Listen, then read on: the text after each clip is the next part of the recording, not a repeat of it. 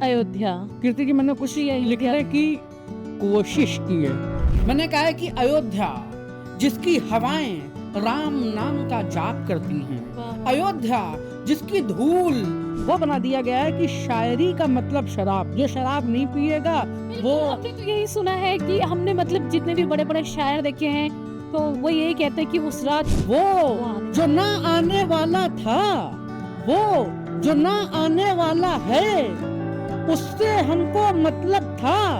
आने वालों का क्या, आते हैं आते होंगे। वाह वाह वाह वाह। हर शायर का अपना अलग अलग पैमाना है बेसिकली। जैसे मरहूम मुनव्वर राना साहब, तो उन्होंने माँ पर, उनका जोनर जो था वो माँ पर है। हम लिखना छोड़ दें। वाह वाह। आप बहुत अच्छा लिखते हैं। नमस्कार दोस्तों, आप देख रहे हैं हमारा YouTube चैनल इरशाद है और आज मेरे साथ हैं मुज़म्मिल अय्यूब। पर ये हमारा पहला पॉडकास्ट है, आपको बता दूं। और इस पॉडकास्ट पर बैठते वक्त जब हमने जैसे अपनी कैमरा लाइटिंग ऑन करी एंड तो मुज़म्मिल ने मुझसे पूछा तो कैसे शुरुआत करेंगे हम। तो मुज़म्मिल जी, मैं कहना चाहती हूँ कि हम शुरुआत करते हैं उम्मीदों के साथ, जुनून के साथ, उत्साह के साथ और गंभीर गंभीर गहरे गहरे शायरों की खूबसूरत शायरी के साथ। लेकिन सबसे पहले मैं आपसे पूछना चाहूँगी कि कैसे हैं आप? बहुत शुक्रिया कीर्ति जी, आपने पूछा कैसे हैं आप। एक शेर मैंने कहा था कि कभी शदीद गम से गुजारा जा रहा हूँ, शदीद गम से गुजारा जा रहा हूँ, शदीद गम से गुजारा जा रहा हूँ। शदीद का मतलब हमारे दर्शकों के लिए, शदीद मतलब वो गम जिसे सहा ना जा सके, वो गम जिसे जो नाकाबिले बर्दाश्त हो, जो काबिल मतलब बर्दाश्त के काबिल ना हो। जी ठीक। कहा है कि शदीद गम से गुजारा जा रहा हूँ, मैं जिंदा करके मारा जा रहा हूँ। वाह। मैं जिंदा करके मारा जा रहा हूँ। पहले आसमान पर चढ़ाया गया, पहले आसमान पर चढ़ाया गया, अब ज़मीं पर उतारा जा रहा हूँ, अब ज़मीं पर उतारा जा रहा हूँ। शेर इसमें हुआ है कीर्ति जी, जाने कितने हारे हैं सिकंदर, जाने कितने हारे हैं सिकंदर, आज खुद से हारा जा रहा हूँ। वाह। आज खुद से हारा जा रहा हूँ। इसमें एक शेर अजीब सा हो गया, वो भी मैं सुनाई दे रहा हूँ कि खुदा खैर करे ये बेवफा न निकले, खुदा खैर करे ऑल द लवर्स, ये बेवफा न निकले, खुदा खैर करे ये बेवफा न निकले, मैं इश्क दोबारा करने जा रहा हूँ। वाह। मैं इश्क करने दोबारा जा रहा हूँ, खुदा खैर करे ये बेवफा न निकले, मैं इश्क करने दोबारा जा रहा हूँ, मैं इश्क करने दोबारा जा रहा हूँ। तो ये तो आपने मुझे इस तरह से कुछ बताया है जैसे कि कोई बहुत ही मोहब्बत में लो फेज भी चल रहा है और आप बहुत ही नई मोहब्बत की शुरुआत भी करने जा रहे हैं। देखिए कीर्ति जी, दरअसल शायरी जो है, मतलब शायरी अलग अलग कैफियत का नाम है। शायर जिस वक्त लिख रहा है उसकी कैफियत क्या है, वो किस कैफियत में है, उसके ऊपर गम का पहाड़ टूटा है या वो किसी खुशी के मरहले से गुजर रहा है। शायर किस मरहले में है, दरअसल वहाँ से यही मेरा सवाल था आपसे कि जो ये शायर लोग इतनी शायरियाँ सुनाते हैं कि कभी मोहब्बत पर सुनाई है, कभी किसी पॉलिटिकल टॉपिक पर सुनाई है, कभी देश में क्या चल रहा है उस पर सुनाई है, तो ये जो होता है क्या ये उसी में उतनी गंभीरता से डूबे रहते हैं? जैसे किसी भी शायर से को किसी भी टॉपिक पर कुछ भी सुना देता है, पर मुझे ऐसा लगता है कि जब तक आदमी, वो शख्स उस चीज़ को दिल से फील ना कर रहा हो तो तब तक उसके वो शब्द नहीं निकलते। तो क्या ये सही बात है? बिल्कुल सही कह रही हैं आप कीर्ति जी। देखिए दरअसल है क्या, हमारा जो तख़य्युल है, हमारी जो सोच है, दरअसल वो कब कहाँ कैसे किस हद से गुजर रही है। ठीक है, इस पर सबसे पहले वो होता है कि यार हम सोचना क्या चाह रहे हैं, हम सोच क्या रहे हैं। देखिए हर चीज़, हर शायर का अपना अलग अलग पैमाना है बेसिकली।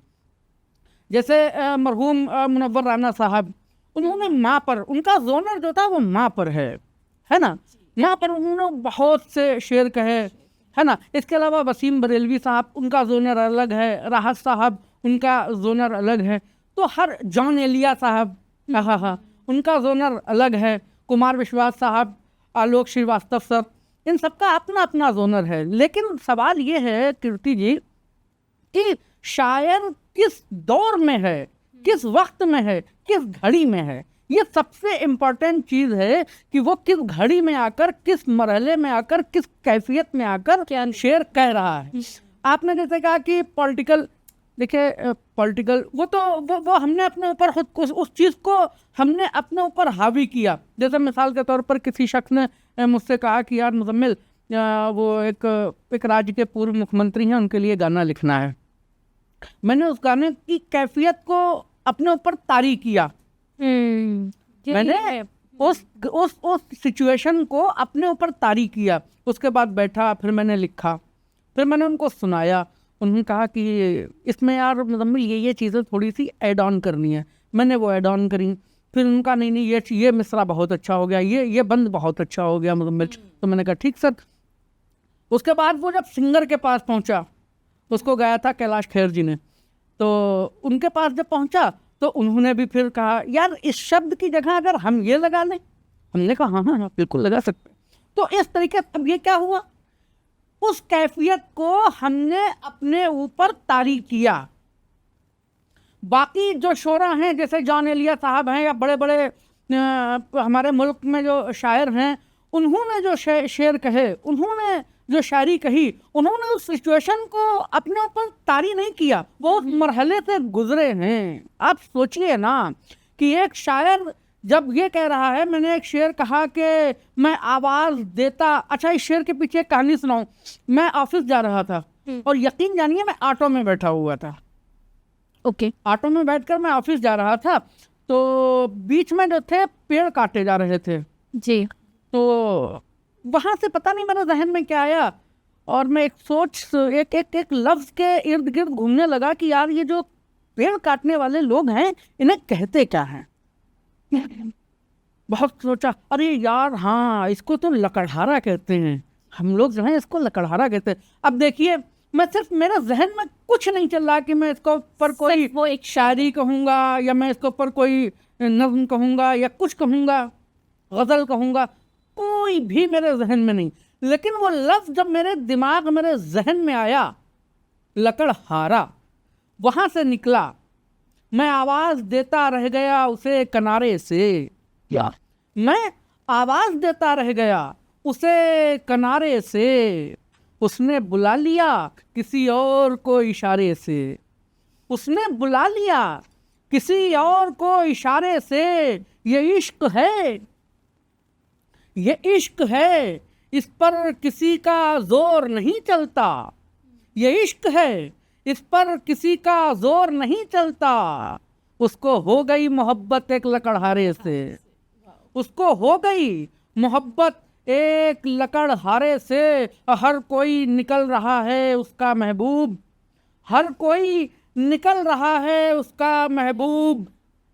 हमने भी की है कल सिफारिश एक सितारे से, हमने भी की है कल सिफारिश एक सितारे से। तो दरअसल मैंने ये कैफियत मैंने तारी नहीं करी, एक शब्द कैफियत आई है, ये कैफियत आई है, हम पर तारी हुई है। वो कहा नहीं जाता है कीर्ति जी कि मैं तो ना शायर हूँ, ना मैं तो एक हिंदी मीडियम का पढ़ा हुआ स्टूडेंट हूँ। उस कॉलेज में पढ़ा हूँ जिस कॉलेज में हमारे पिता प्रिंसिपल रहे हैं, तो हिंदी मीडियम से पढ़ा हुआ हूँ। मेरे जहन में भी नहीं कि मुझे शायरी करना, ना मेरे कोई ख़ानदान में इसका सिलसिला रहा। यही अगला मेरा सवाल था कि आप अपने बारे में ज़रा ये बताएं कि कहाँ से आपकी शुरुआत हुई, कहाँ से आपके अंदर ये गुण आए कि आप मतलब किस तरह से कि आप शायरी लिखेंगे या कहेंगे, क्या घर में कोई ऐसा था, किस बैकग्राउंड से आप आते हैं? अपने बारे में कुछ इस तरह से बताएं कि मुजम्मिल अय्यूब कैसे बने मुजम्मिल अय्यूब जिन्हें हर 2 लाइन के बाद शायरी कहनी होती है। कीर्ति जी देखिए बहुत बेहतरीन, बहुत मतलब आपने मुझे वो वक्त याद दिला दिया। बहुत शुक्रिया इस सवाल के लिए आपका।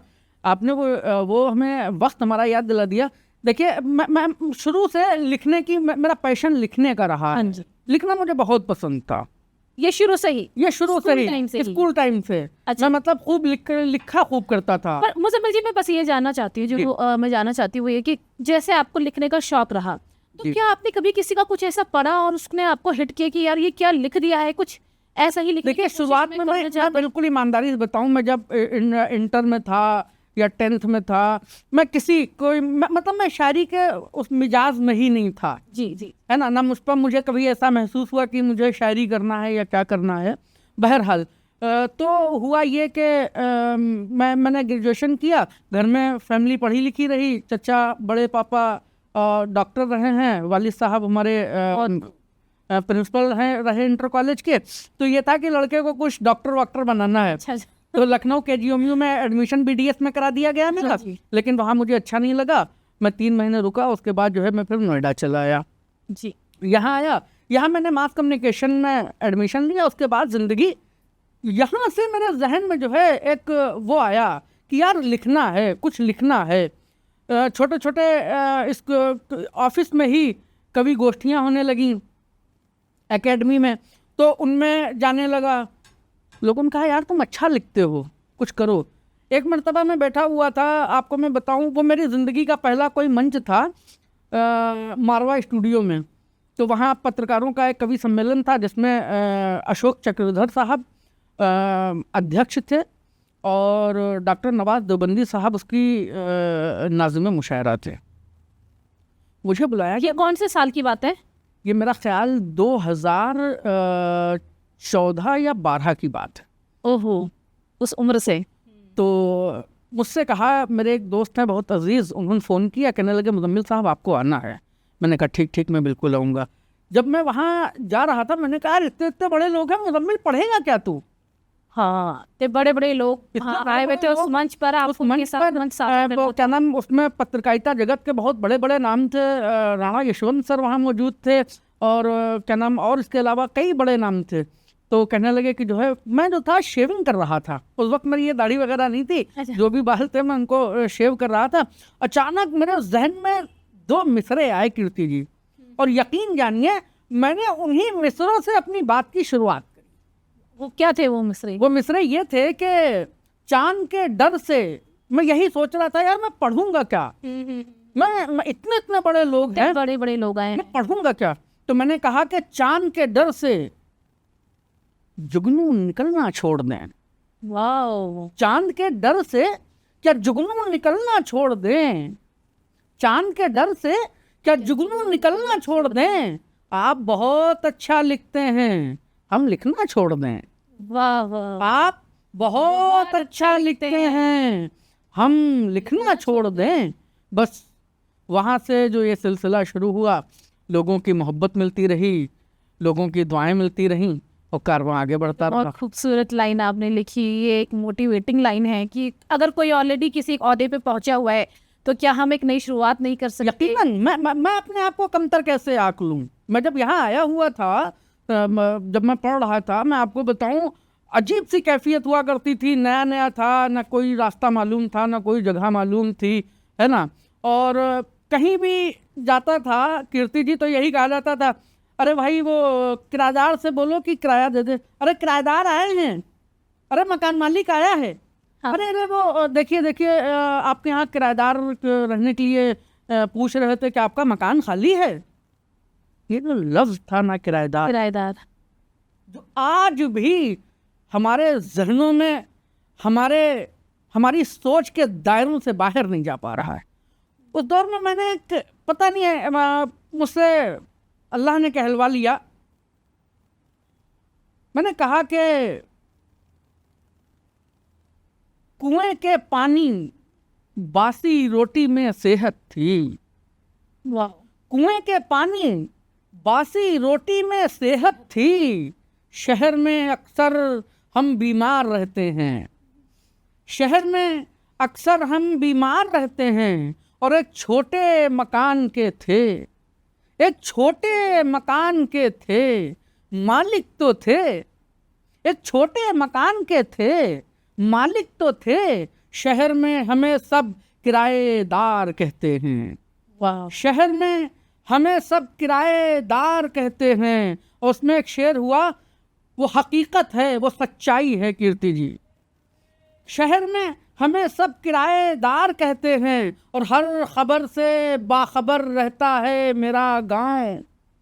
हर खबर से बाखबर रहता है मेरा गांव। यहाँ पड़ोसी की खबर अखबार देते हैं। वाह, वाह, वाह। यहाँ बहुत पड़ोसी की खबर अखबार देते हैं।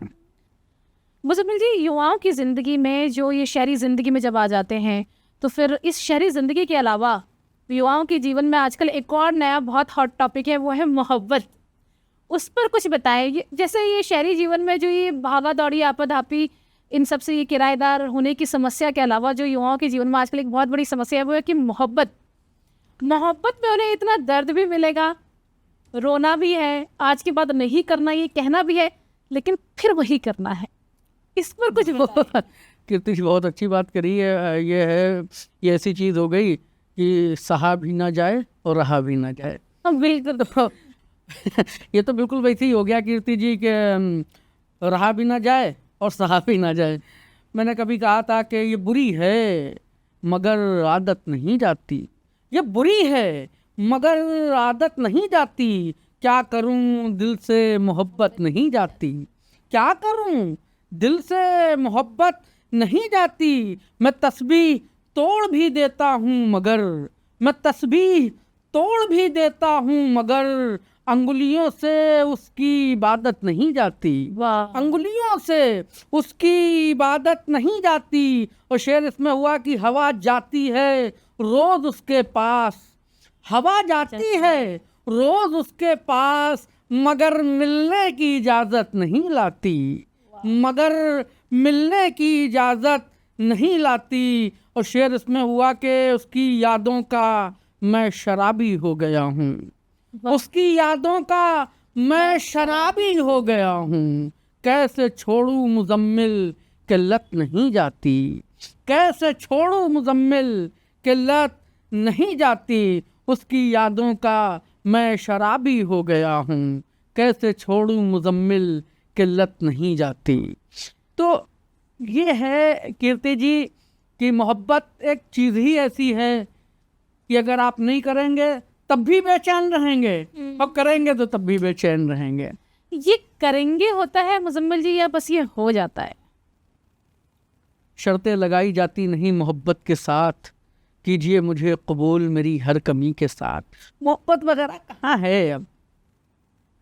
मोहब्बत तो लैला की हुई थी मजनू से। दरअसल देखिए यहाँ पर एक चीज़ समझनी होगी।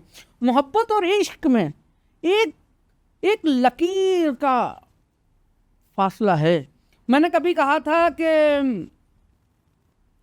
एक लकीर का फासला है मोहब्बत में और इश्क में। जैसे मैंने कभी कहा था कि अड़े रहो जिद पर खड़े रहो तूफान में। अड़े रहो जिद पर खड़े रहो तूफान में।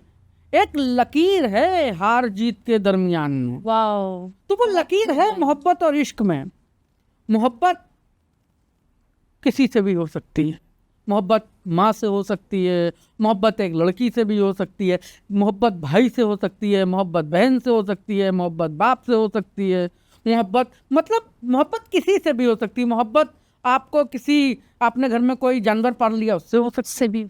लेकिन मोहब्बत के आगे एक हद है जिसका नाम है इश्क।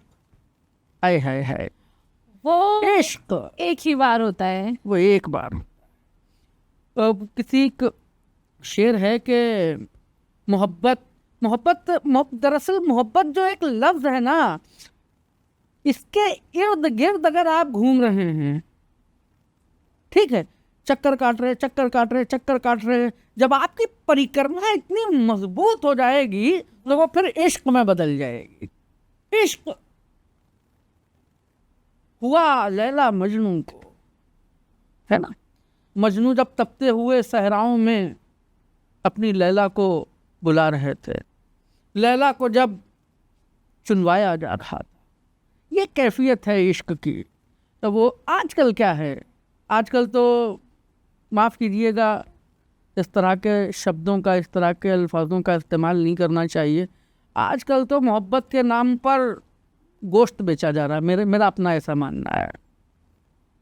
मोहब्बत, वो एक शेर किसी में पढ़ रहा था कहीं के, बहुत प्यारा शेर लगा मुझे कि तेरे जिस्म की ख्वाहिश होती तो दुनिया से छीन लेता, तेरे जिस्म की ख्वाहिश होती तो दुनिया से छीन लेता, मुझे मोहब्बत तेरी रूह से है इसलिए खुदा से मांगता।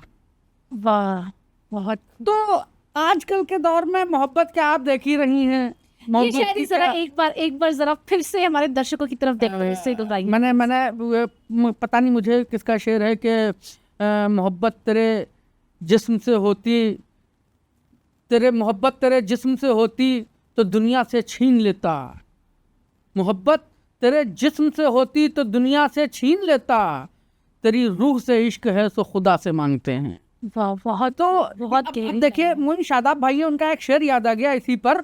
क्या प्यारा शेर है कीर्ति जी, आए हाय इश्क ये है। मैं तो मोइन शादाब भाई से कहूँगा, बड़ा मौजूदाना दरख्वास्त करूँगा कि इरशाद है कि इस प्लेटफॉर्म पर वो भी आएँ और हमारे दौर के जो युवा, जो नौजवान शायर हैं, शायरा हैं, कवि हैं, कवित्री हैं, उनका हौसला अफजाई करें। उनका बहुत प्यारा शेर है, इश्क पर उन्होंने शेर कहा। अच्छा कीर्ति जी, एक बात बताइए, आपकी एक छोटी सी चीज़, आप सुबह उठी, हाँ जी, आपके कान में आपकी बाली नहीं है जी, आप पागल हो जाएंगी, बिल्कुल ढूंढने लगेंगी यार कहाँ है बाली, क्या हो गई, कहाँ खो गई। बिल्कुल, है ना? क्यों? सब सोचने लगूंगी कहीं रात में, शाम में घुमाई, कहाँ घुमाई, मार्केट में घुमाई। बिल्कुल बिल्कुल बिल्कुल। तो आप सोचिए, मोइन शादाब साहब ने शेर कहा, यार क्या कैफियत में रह के ये शेर कहा होगा। आए हाय, मतलब मैं उसकी उस कैफियत को बयान नहीं कर पा रहा हूँ कि आदमी पागल हो जाता होगा जब उसकी कोई चीज़ गुम होती है। शेर मोइन भाई ने कहा कि गुम अगर सुई भी हो जाए, गुम अगर सुई भी हो जाए तो दिल दुखता है, गुम अगर सुई भी हो जाए तो दिल दुखता है, और हमने तो मोहब्बत में तुझे खोया है, और हमने तो मोहब्बत में तुझे खोया है। कैफियत देखिए शेर, कैफी, उनके गम का अंदाजा देखिए। मतलब आए है। सलाम मोइन भाई, बहुत बहुत बहुत, ये इस नस्ल को ये शेर देने के लिए शुक्रिया आपका। तो कहने का अर्थ, कहने का तात्पर्य, कहने का मकसद कीर्ति जी यही है कि आज जो जनरेशन है, बहुत से हमारे युवा शायर आ रहे हैं, है ना, तो वो नई नई चीज़ें कर रहे हैं, नई नई बातें कर रहे हैं, नई नई सोच लेकर आ रहे हैं मोहब्बत पर। मैंने कभी कहा था कि जब से तुमसे मोहब्बत हो गई है, जब से तुमसे मोहब्बत हो गई है, मेरे दिल में यार दिक्कत हो गई है, मेरे दिल में यार दिक्कत हो गई है। मैं परिंदों से बहुत दूर रहता था, मैं परिंदों से बहुत दूर रहता था, अब तो कबूतरों की सोहबत हो गई है, अब तो कबूतरों की सोहबत हो गई है। इसी तरह एक शेर कभी हुआ था मुझसे कि ये देखिए कैफियत देखिएगा इसकी, कि तस्वीर दिखने लगी उसकी दरार से। कीर्ति जी, आपको मैं वहाँ लेकर चलता हूँ जब आप क्लासरूम में बैठा करती होंगी, जब आप जी, जब आप क्लासरूम में बैठा करती होंगी, जब आपके पास एक ज्योमेट्री बॉक्स हुआ करता होगा, बिल्कुल, उसमें एक प्रकार नाम की चीज़ हुआ करती होगी। जी जी जी जी, अजीब सी कैफियत है। बैठा था, जहन में आया, कुछ कहने की कोशिश की है। मैं अक्सर कह रहा हूँ कि मैं ना कोई लेखक हूँ, ना मैं कोई शायर हूँ, मैं सिर्फ कोशिश कर रहा हूँ कि तस्वीर दिखने लगी उसकी दरार से, तस्वीर दिखने लगी उसकी दरार से, उसने दिल ही तोड़ा है इस प्रकार से। तस्वीर दिखने लगी उसकी दरार से, उसने दिल ही तोड़ा है इस प्रकार से। और शेर इसमें हुआ है कि कलाई पर आज भी हैं जख्मों के निशान, कलाई पर आज भी हैं जख्मों के निशान, हमने नाम कुरेदा था कभी प्रकार से, हमने नाम कुरेदा था कभी प्रकार से। और शेर इसमें हुआ कि सुना है दूजे से लग रही है गले। वाह, सुना है दूजे से लग रही है गले, अब वो गले नहीं मिलती उस प्रकार से।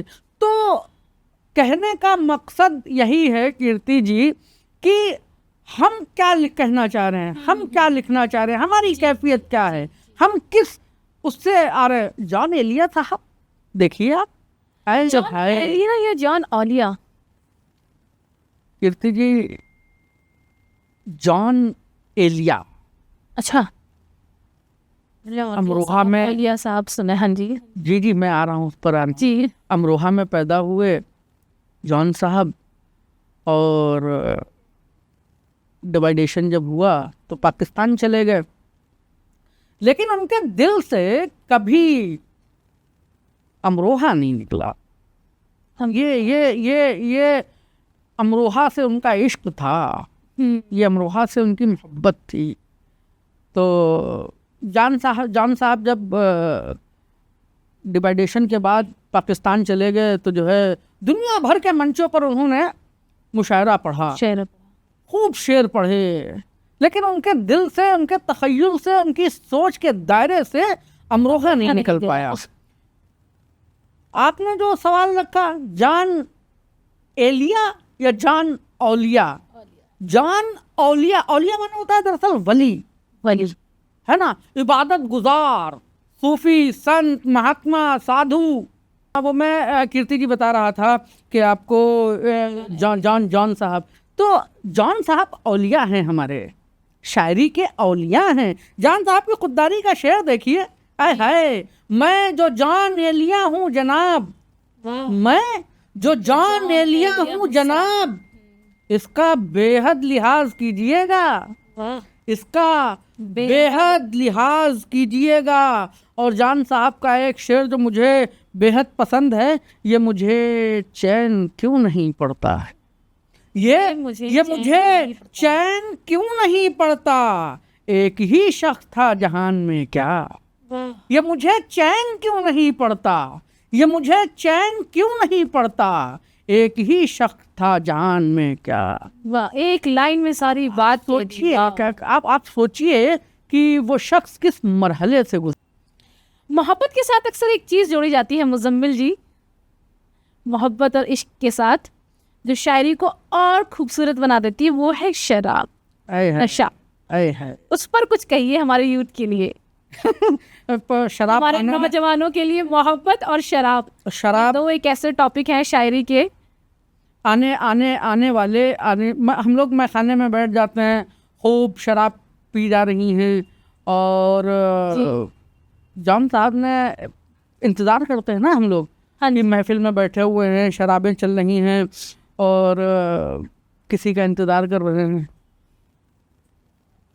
और वो नहीं आया। जॉन साहब ने इतनी प्यारी चीज़ कही है, वो जो ना आने वाला है।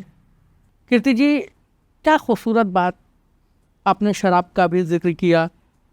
हम लोग बैठे हुए हैं, शराबें चल रही हैं, महफिलें चल रही हैं, हम किसी का इंतज़ार कर रहे हैं। महफिल में जहाँ पर मदिरा पान हो रहा है, वहाँ पर आप किसी का इंतज़ार कर रहे हैं जी। वो नहीं आया, उसका इंतज़ार कर रहे हैं। जॉन साहब ने कितनी खूबसूरत बात लिखी है, इसी वाक्य पर, इसी सिचुएशन पर, इसी मरहले पर। जॉन साहब ने कहा है कि वो जो ना आने वाला है, वो जो ना आने वाला है, उससे हमको मतलब था,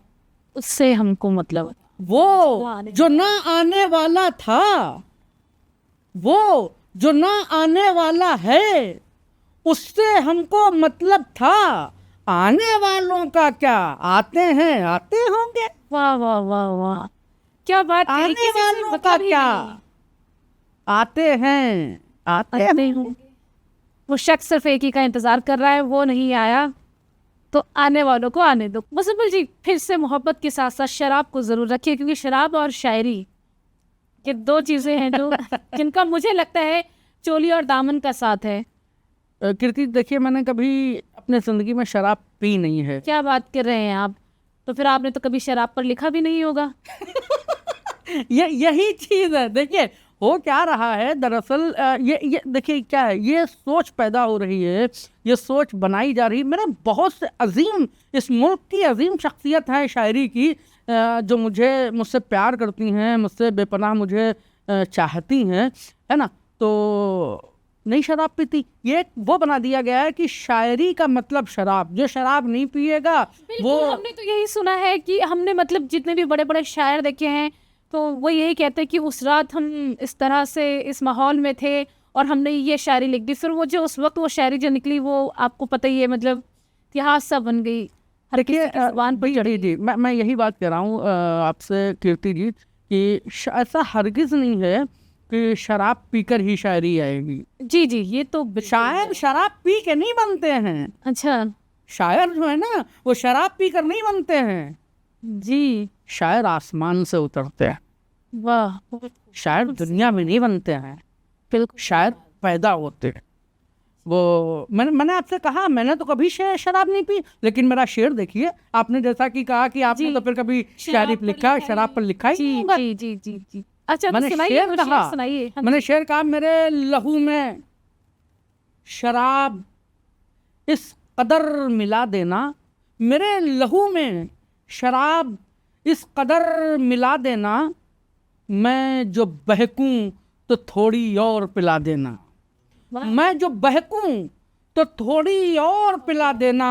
और शेर इसमें हुआ है कि उस ताक में रखे हैं कुछ खत उसके, उस ताक में रखे हैं कुछ खत उसके, दफनाने से पहले वो निशानी जला देना, दफनाने से पहले वो निशानी जला देना। शराब पर एक शेर मुझे याद आ गया मेरा कि अच्छा, शराब पीने आदमी क्यों जाता है मैं खाने में, कि यार सब कुछ भूल जाएंगे, है ना, सारी टेंशन्स को ख़त्म कर देंगे। लेकिन मेरा शेर देखिएगा, अगर कुछ कहा हो तो आपकी दुआ चाहता हूँ।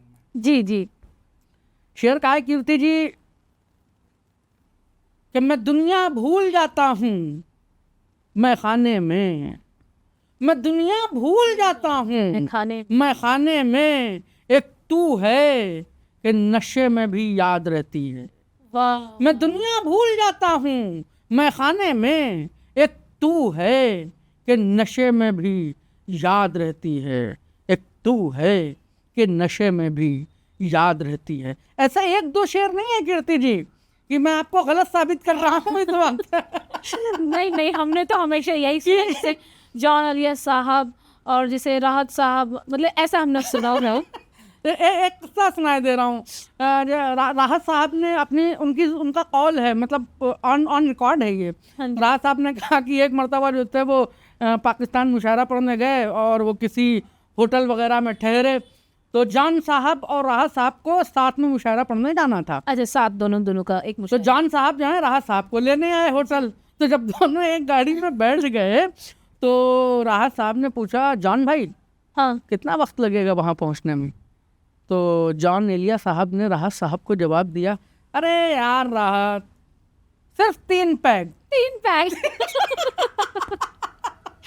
तो मतलब उस दूरी को उन्होंने 3 पैग में माप दिया। बस उस दूरी की पैमाइश, उस दूरी की पैमाइश जॉन एलिया साहब ने 3 पैग से गई। वाह वाह, जौहर साहब। ये बाकी मेरी तरह मैं बहुत से शायरों को जानता हूँ और वो इस मुल्क की हस्ती, मैं तो कुछ भी नहीं हूँ, वो इस मुल्क की हस्ती हैं। उन्होंने शराब कभी नहीं पी और ऐसा हरगिज़ नहीं है कि जिन्होंने शराब नहीं पी वो शराब पर लिख नहीं सकते। मैंने शेर कहा कि ये कैसा धुआं सा है आसमानों में जी, ये कैसा धुआं सा है आसमानों में, क्या आग लगी है दिल के मकानों में। वाह, ये कैसा धुआं सा है आसमानों में, क्या आग लगी है दिल के मकानों में। और शेर इसमें हुआ, क्या आग लगी है दिल के मकानों में। इसमें शेर हुआ कीर्ति जी कि सीढ़ियों पर पड़ा है कोई देवदास, सीढ़ियों पर पड़ा है कोई देवदास, बोतलें रो रही हैं मैखानों में। वाह वाह, बहुत बोतलें रो रही हैं मैं खानों में, और शेर इसमें हुआ कि वो उतरता ही नहीं मेरे जहन के पर्दों से, वो उतरता ही नहीं मेरे जहन के पर्दों से, वो नजर आता है मुझे पैमानों में, वाह, वो नजर आता है मुझे पैमानों में। तो कीर्ति जी आपकी सारी शायरियाँ मुझे इस बात को प्रूफ करती है कि शायर पैदा होते हैं, उन्हें शराब शायर नहीं बनाती, उन्हें मोहब्बत जी मैंने पैदा ही मैंने जब वही कहा कि शराब शायर नहीं बनाती है, शराब शायर नहीं बनाती। अगर शराब शायर बनाती होती, ये मिथ जोड़ दिया गया, शायर ही शायर। जैसे कहा गया कि मजाज साहब वो जो हैं उनका इंतकाल लखनऊ के किसी बार की सीढ़ियों पर ही हुआ, किसी मैखाने की सीढ़ियों पर ही मैंने कहीं पढ़ा था। हाँ जी, हाँ जी। तो ऐसा हरगिज़ नहीं, शायरी को शायर शराब शायर नहीं पैदा करती है, शायर पैदा होता है, शायर आसमान से उतरता है। मैंने आपको मैं फिर एक शेर सुनाता हूँ शराब पर ही कि वैसे तो तेरे शहर कई बार आए हैं, वैसे तो तेरे शहर कई बार आए हैं, होश में मगर आज पहली बार आए हैं, वाह, होश में मगर आज पहली बार आए हैं। और शेर इसमें हुआ कि होश में मगर आज पहली बार आए हैं, ये सोच कर ही तू अपना ले मुझे, ये सोच कर ही तू अपना ले मुझे, तेरे वास्ते जीती दुनिया हार आए हैं, वाह, वाह, तेरे वास्ते जीती दुनिया हार आए हैं। और इसमें शेर हुआ कि तुझे जो पसंद था शरीफ सा लड़का, तुझे जो पसंद था शरीफ सा लड़का, देख बदल कर अपना किरदार आए हैं, देख बदल कर अपना किरदार आए हैं।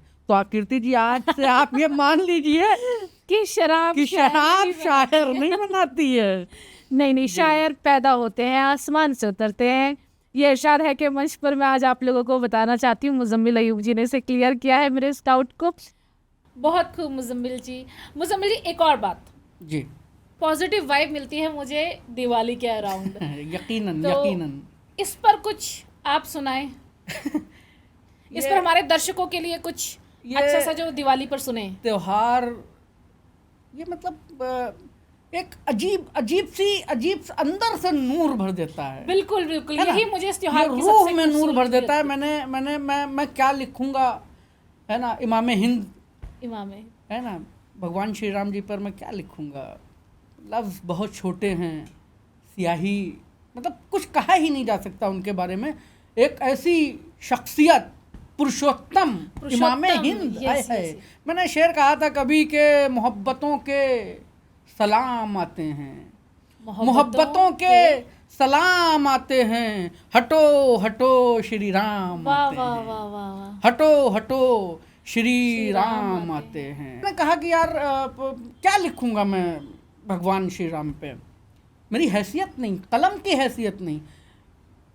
भगवान श्री राम का मंदिर अयोध्या में तामीर हो रहा था, उस वक्त जहन में अयोध्या चल रही थी। अयोध्या कीर्ति जी, मैंने कुछ लिखने की कोशिश की है, सिर्फ लिखा नहीं है, लिखने की कोशिश की है, शब्दों को जोड़ा है। अगर कुछ हो गया हो देखिएगा जी। मैंने कहा है कि अयोध्या जिसकी हवाएं राम नाम का जाप करती हैं, अयोध्या जिसकी धूल राम के चरण छूती है, अयोध्या जिसकी सरयू राम के दर्शन करती है, अयोध्या जिसके कण कण में राम हैं, अयोध्या जिसके तन मन में राम हैं, जिसकी सुबह में राम हैं, जिसकी शाम में राम हैं, आए हाय जिसकी अयोध्या जिसकी सुबह में राम हैं, जिसकी शाम में राम हैं, अयोध्या जिसके लहू में राम की रवानी है, अयोध्या जिसके लहू में राम की रवानी है, अयोध्या जिसकी हर ईंट में राम की कहानी है, अयोध्या जिसकी हर ईंट में राम की कहानी है, अयोध्या काल के कपाल पर लिखा वो अमिट शिलालेख है, जिसके शब्द शब्द में राम हैं, जिसके हर किरदार में राम हैं, अयोध्या भगवान राम के ख्वाबों की ताबीर है, अयोध्या भगवान भगवान श्री राम के ख्वाबों की ताबीर है। अयोध्या काल के कपाल पर लिखा वो अमिट शिलालेख है, जिसके शब्द शब्द में राम हैं, जिसके हर किरदार में राम हैं। अयोध्या राम के ख्वाबों की जागीर है। अयोध्या माँ सीता के सपनों की ताबीर है। अयोध्या राम की हथेली पर लिखी वो कहानी है, जिसकी धरा पर श्री राम ने रखे थे कदम, जिसकी गलियों में आज भी मौजूद हैं श्री राम के पद चिन्हों के निशान। अयोध्या जिसके आगे झुके हैं सातों आसमान, राम धुन में न जाने कितने मन खोए हैं। राम धुन में न जाने कितने मन खोए हैं। अयोध्या जिसके सिरहाने सिर रखकर श्री राम सोए हैं। अयोध्या जिसके सिरहाने सिर रखकर श्री राम सोए हैं। तो ये कैफियत ये मैंने मेरे ऊपर तारी तो नहीं करी, जैसा कि अपन शुरू से बता रहे हैं। ये है कि हमारा दिल, हमारा दिमाग, हमारा इश्क, हमारी मोहब्बत वतन से, हमारी मोहब्बत हमारे कल्चर से कैसी है। जी जी बिल्कुल, बहुत खूब, बहुत खूब। आपने इतना खूबसूरत जो एक पूरा सुनाया है हमें अयोध्या, श्री अयोध्या नगरी के ऊपर, इसके लिए बहुत बहुत आपका शुक्रिया। याद है का जो हमारा मंच है, ये मंच दरअसल शायरों के लिए है, जो आज की आपने कहा जो कि पैदा होते हैं और आसमान से उतरते हैं, ऐसे शायरों के लिए ये मंच है। मैं चाहूँगी कि आप अपने शब्दों में, जो आपके मुझसे कई ज़्यादा बेहतर खूबसूरत शब्द हैं, उन शब्दों में आप एक बार हमारे ऐसे युवा शायरों के लिए, शायरियों के लिए आप उन्हें मोटिवेट करें, या आप उन्हें। जी मैं गुजारिश करूँगा कि इरशाद है एक ऐसा प्लेटफॉर्म है, यहाँ पर जो भी हमारे साथी हैं, है ना, चाहे वो शायर हों, कवि हों, कवित्री हों, है ना, शायरा हों, वो यहाँ आएँ और जो है अपनी बात रखें, अपने जज्बातों को रखें। हमारे दर्शकों के लिए दरअसल हमारा जो इरशाद है चैनल है, इसमें जहाँ पर शायरों को एक प्लेटफॉर्म मिलता है, वहीं जो शायरी से बहुत मोहब्बत करते हैं उन्हें आप जैसे शायरों से रूबरू होने का मौका मिलता है, आपकी शायरी सुनने का मौका मिलता है, आपको बेहतर जानने का मौका मिलता है। तो ये वो प्लेटफॉर्म है जहाँ पर आकर जो शायरी सुनने वाले हैं उनके लिए भी एक अच्छा मौका है, और जो शायरी सुनाने वाले हैं उनके लिए भी बहुत अच्छा बिल्कुल मौका यकीनन, बिल्कुल सही बात आपने कही। आपने इतनी देर से मुझसे सुनी कीर्ति जी, है ना।